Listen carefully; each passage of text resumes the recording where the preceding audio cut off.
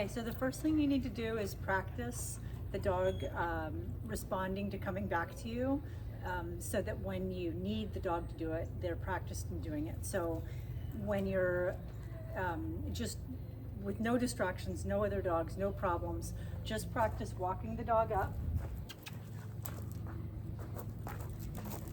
and bringing him back to you. Okay, so I'm going to do it towards the camera once. So you walk the dog towards something, anything, and then when you back up, bring the dog back to you and make sure that every time you stop and move away from your dog, they come too.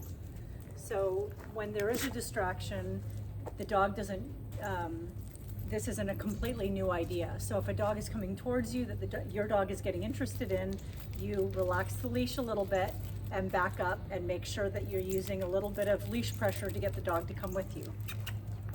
So with this dog, I'm just going to toss this ball so as a distraction like another dog. Here, Ginger. So I throw the ball. Ginger, come.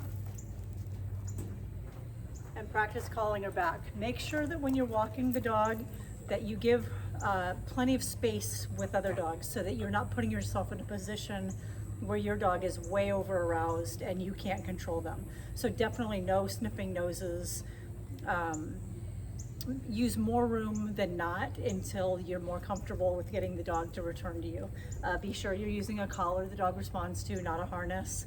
If you turn back and you give a little bump on the leash, the dog should come right with you. All right, I'm gonna do one more time with the ball. Okay, so I throw the ball. Ginger, come. So I should be able to call her off a distraction, but the key is practicing it before you have a real problem. So don't wait to practice this when your dog is at a 10 trying to get to another dog.